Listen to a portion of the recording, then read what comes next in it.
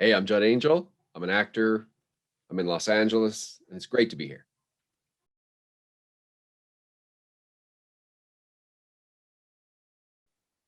Trust your intuition.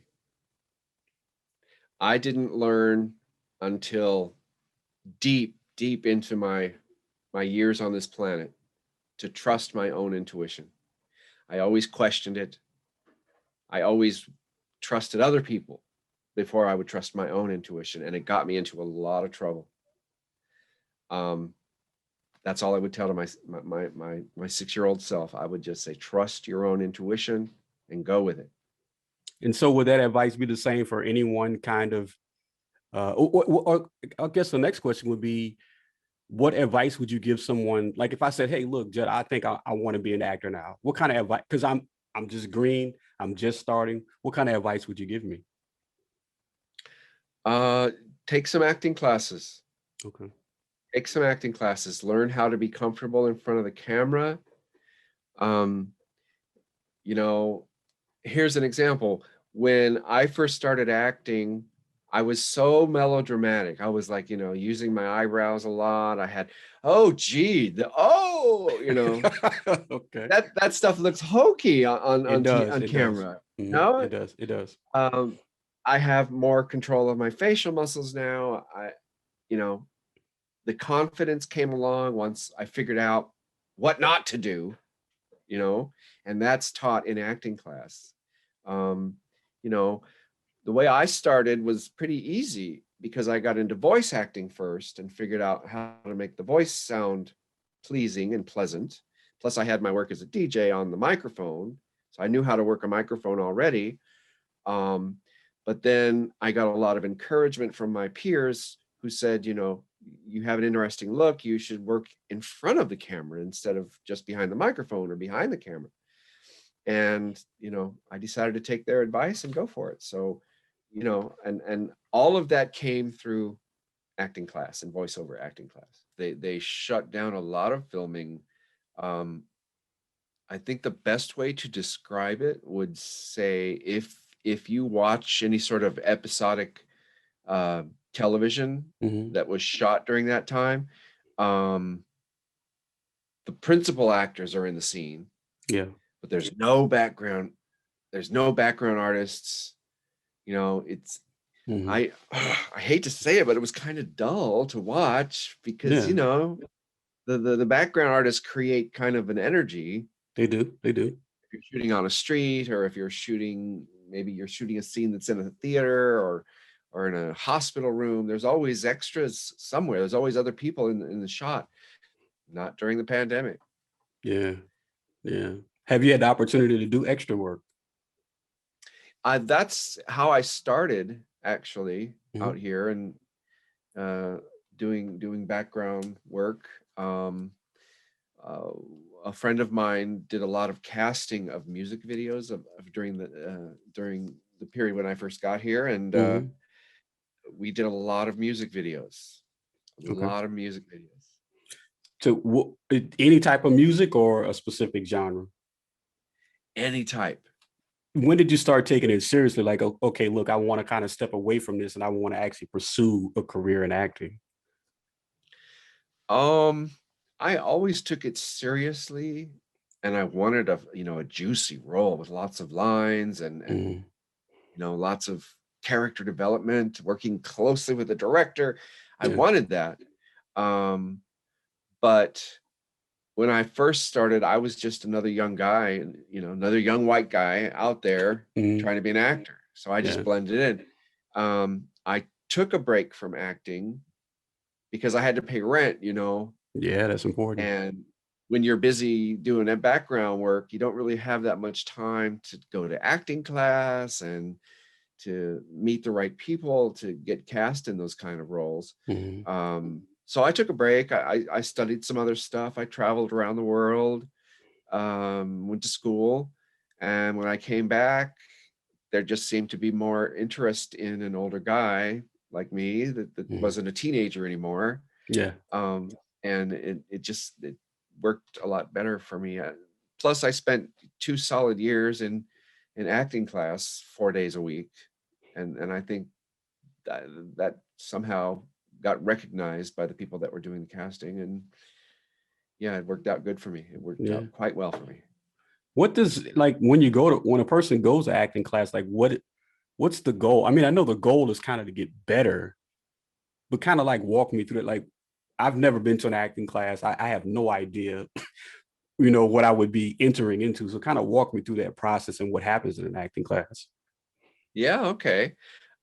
Sure. So the acting classes that I've been to have varied, but I will describe the acting class that I enjoyed the most. Because I've been to voiceover acting class, I've been to stunt acting class, I've been to movement acting class that um, focused on my background in dance and, you know, movement, which is important when you're acting in front of the camera. Mhm. Uh, but my favorite one was with a gentleman who's a casting director by the name of Steven Snyder.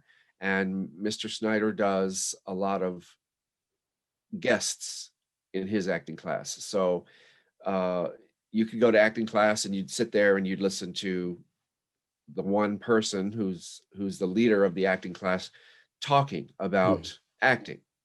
Um, you can get a lot from that.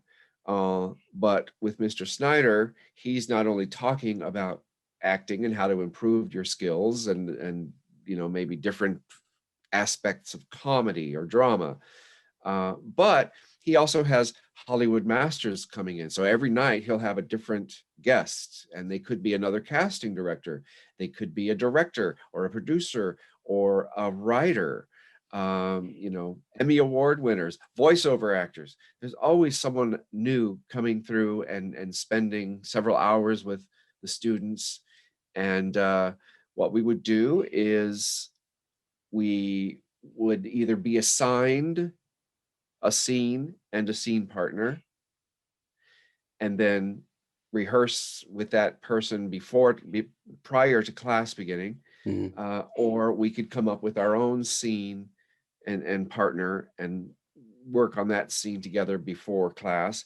And then when class starts, you just kind of wait for your turn and Mhm. you watch the other people do their scenes and listen. This is where I learned a lot, was listening to the critiques by the other Hollywood masters who were like, I really enjoyed that scene. You had good comedy timing, but here's where I think you might improve. And then they'd have them run it again.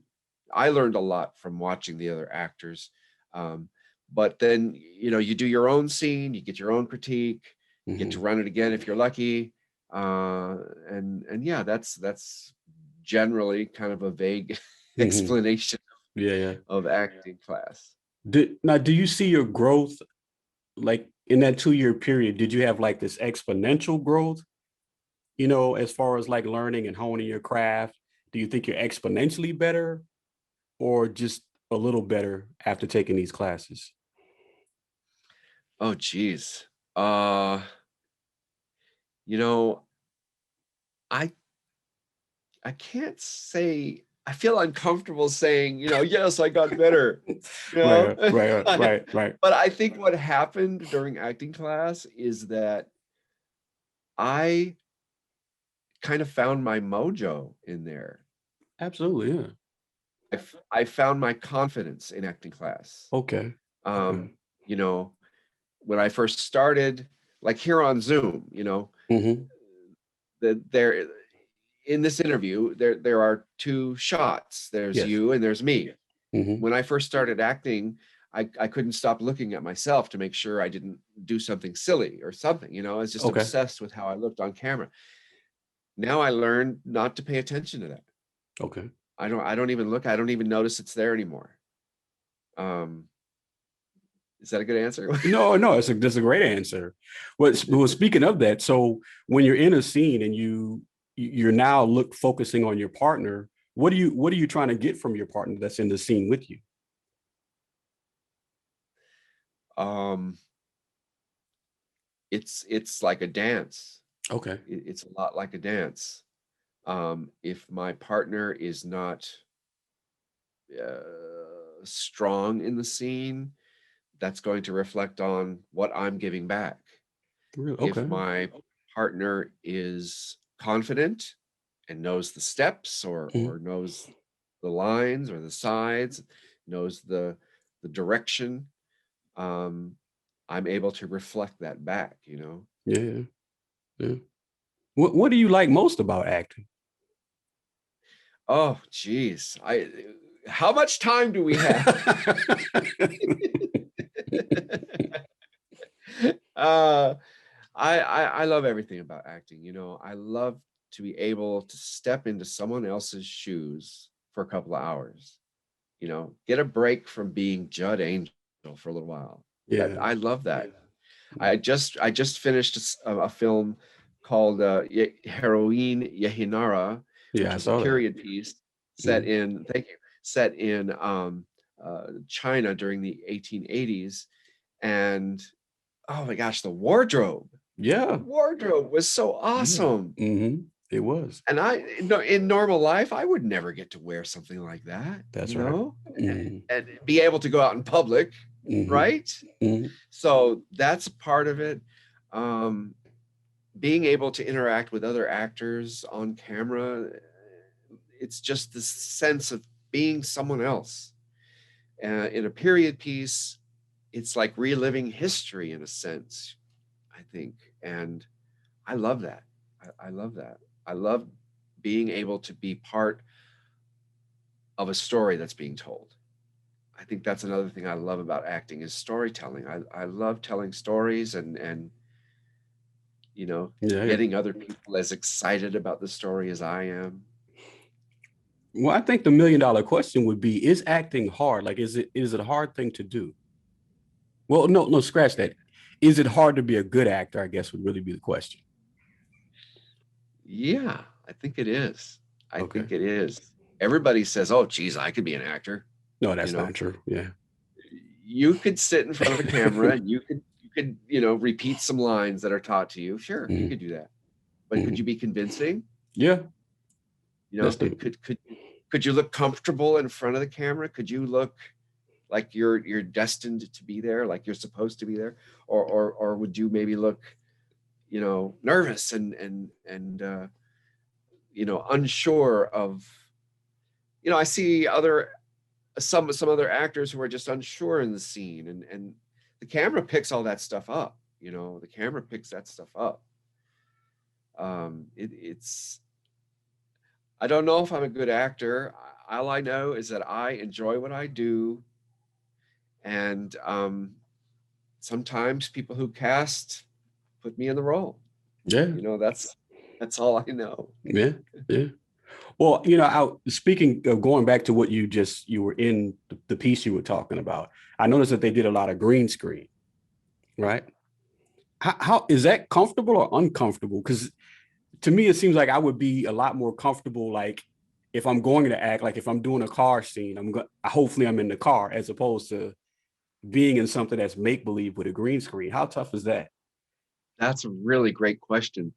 And I remember when I first went and auditioned for that role, and I walked into the studio and it was a green screen, and I thought, oh, okay, so the audition is going to be green screen. I was a little bit disappointed Mm-hmm. because I thought, oh, this is going to be an incredible set. You know, we're going to be in a palace in China set in the 1880s. Wow, this is going to be so awesome. Yeah, And it was all green screen. that's So I right. was a little bit disappointed. Um, but then I got cast and I, read a couple of books about acting for green screen, and um, it felt uncomfortable at first, but I acclimated right away. And I love to ever since I was a kid, I loved to play act. And what did we do? We played cops and robbers when I was a kid, and I loved to pretend like I was either the cop or I was either the robber, and I was chasing or being chased. Mm-hmm. And acting is a part of that.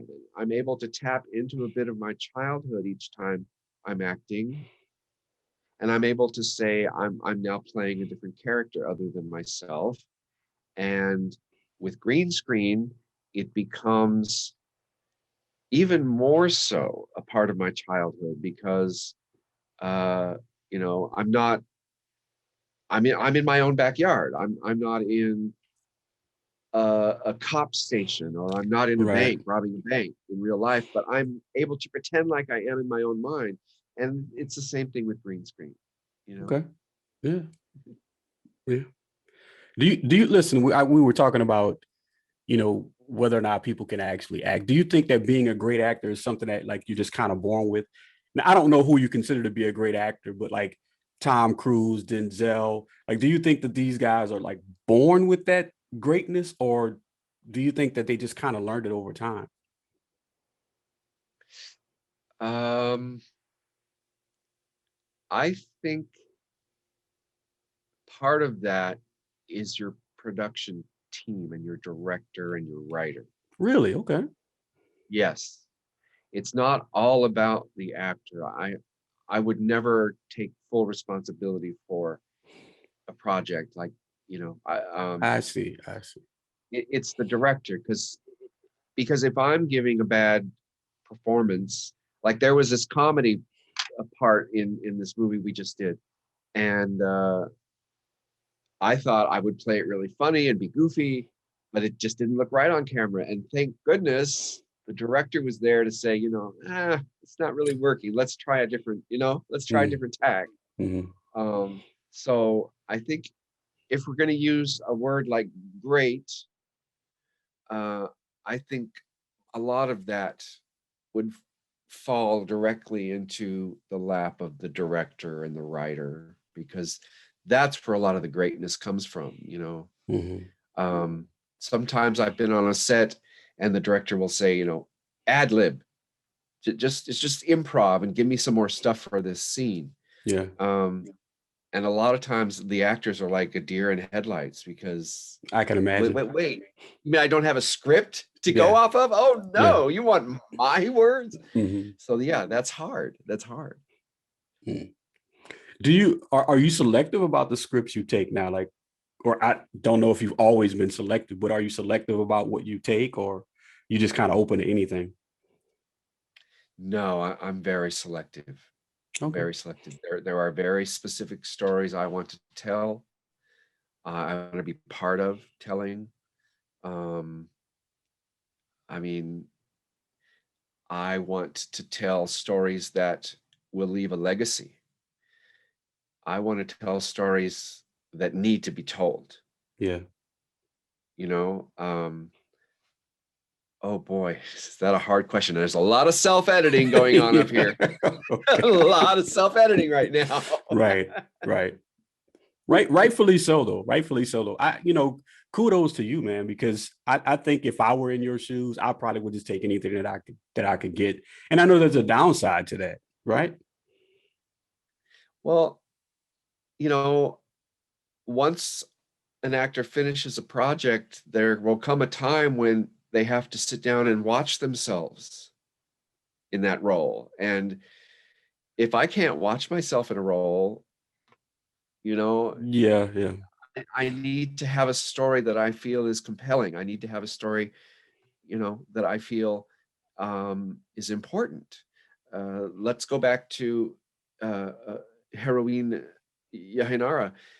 The story that the director sold to me was that the country that the story originated from kind of used this real life person as an example to say, all right, the women from this country should not be strong, they should not be independent, and look at how this horrible woman, messed everything up, and look at what she did. Oh geez, what a horrible example of womanhood she was.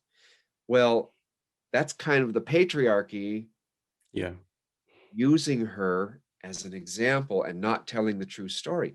She's actually just an incredibly impassioned, strong person who got thrust into leadership, and she took over and she did the best she could.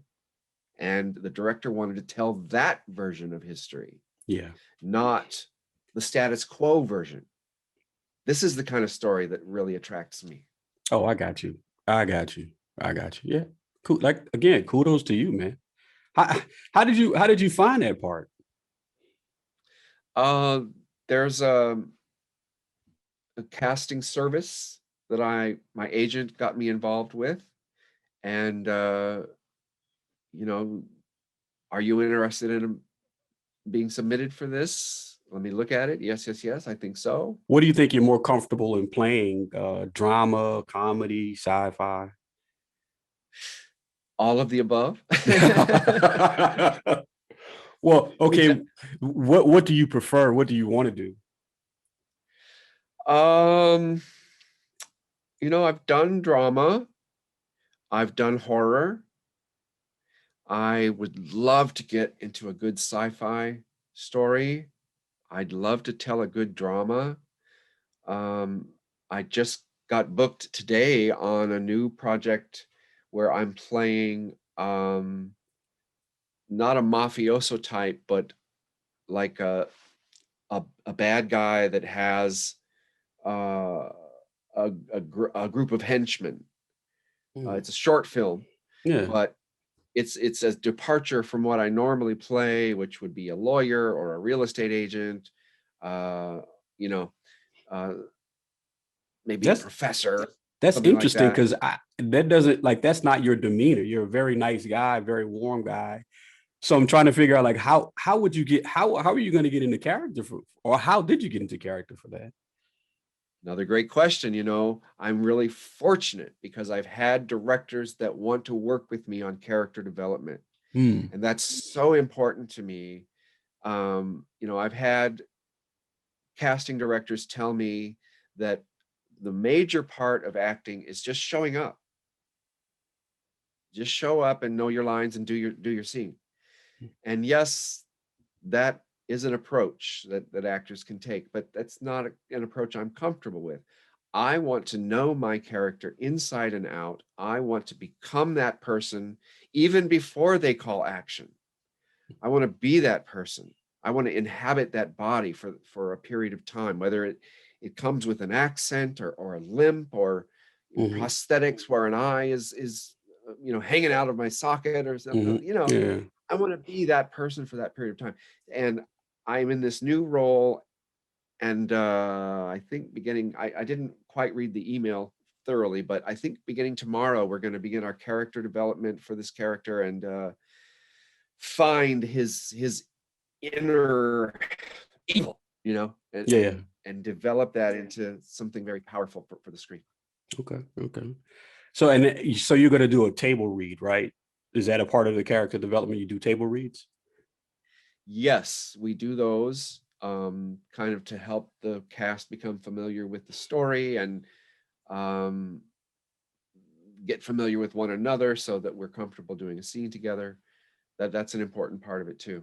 When I am cast in something that I'm really focused on, um, I don't watch anything Okay. because I don't want to be tainted by another actor's version of that. I That's don't fair. want to do, you mentioned Tom Cruise earlier. I Yeah. don't want to do Tom Cruise's version of this. I want to do Judd Angel's version. So I try not to watch anything. Mhm. Um, I try to inhabit it myself. That's important to me. You know, what am I watching these days? I've been obsessed with The Crown ever since it came out, and I can't stop watching Is that. that I is think that I've Netflix? That's Yeah, that's Netflix. on Okay. Netflix. Okay. I haven't watched it yet, but Yeah. yeah. Okay. Okay. The Crown. How many Yeah, I don't know what are why. they? How many seasons are of The Crown? At least two, Oh, right? gee. I think they're up to 5. Oh wow. Okay. Yeah, What yeah. resonates with that? What resonates with you about the Crown?